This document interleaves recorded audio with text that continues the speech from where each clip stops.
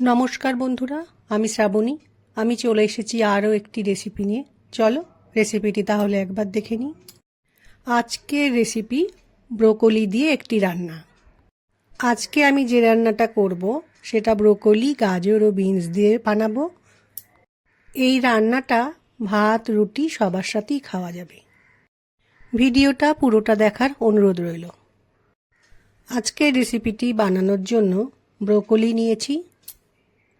Broccoli কাটার পর ভালো করে ধুয়ে নিয়ে অল্প নুন জলের মধ্যে ভিজিয়ে রাখা যেতে পারে, বা ব্রোকলিকে একটু গরম জলে ফুটিয়ে নেওয়া যেতে পারে। ব্রোকলি আমি একটু বড় বড় টুকরো করে কেটে নিয়েছি। আজকে আমি ব্রোকলি কেটে নেওয়ার পর নুন জল দিয়ে একটু ভিজিয়ে রাখব।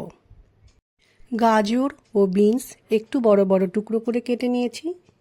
এবার তাহলে বিনস, গাজর ও ব্রোকলি দিয়ে একটা হেলদি রেসিপি শুরু করা যাক।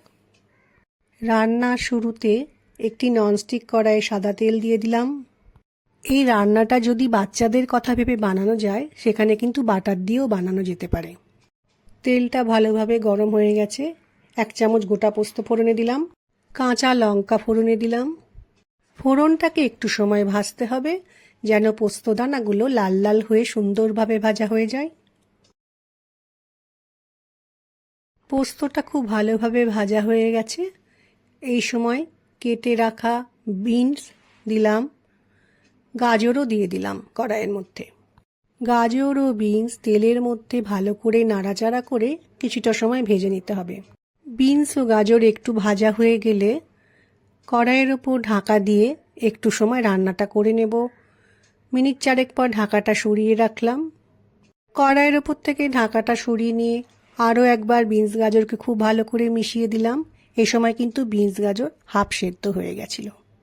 কেটে রাখা ব্রোকলি কড়াইয়ের মধ্যে দিয়ে আরও একবার সবজিগুলোর সাথে খুব ভালো করে মিশিয়ে নিতে হবে।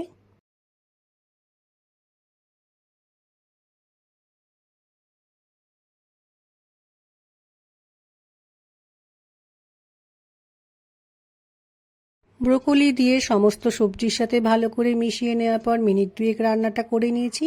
এবার আমি মশলা দেব। প্রথমে দিলাম পরিমাণ মতো নুন, একদম অল্প হলুদ গুঁড়ো ব্রোকলিতে দিলাম, দিয়ে নিলাম জিরে গুঁড়ো, ঝালের জন্য লঙ্কা গুঁড়ো দিয়ে নিলাম।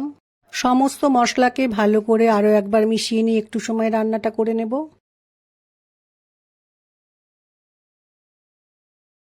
সমস্ত সবজিতে মশলা মিশিয়ে নেওয়ার পর গ্যাসের ফ্লেমকে লো করে রেখে কড়াইয়ের ওপর একটা ঢাকা দিয়ে রান্নাটা করে নেব। একটু সময় রান্নাটা করার পর ঢাকাটা সরিয়ে নিয়েছি কড়াই থেকে। দেখলাম সব সবজি ভালো করে সেদ্ধ হয়ে গেছে। এখন গ্যাসের ফ্লেমকে হাই করে নিয়ে সমস্ত সবজিকে একবার ভালো করে মিশিয়ে নেব। কত সহজে, কত তাড়াতাড়ি একটা সুন্দর হেলদি রেসিপি তৈরি হয়ে গেল। এই রান্নাটা কিন্তু খেতে খুব টেস্টি হয় এবং সব কিছুর সাথেই এটা খাওয়া যায়। আশা করছি আজকের এই হেলদি রেসিপিটি তোমাদের ভালো লাগবে। রান্নাটা ঠান্ডা করে নেওয়ার পর আমি একটা পাত্রের মধ্যে রেখে দিয়েছি। আমার আজকের রেসিপি ভালো লাগলে লাইক, শেয়ার ও সাবস্ক্রাইব করো। ভিডিওটি দেখার জন্য ধন্যবাদ। ভিডিওটি আজ এখানেই শেষ করছি। ফিরে আসছি আরও একটি রেসিপি নিয়ে।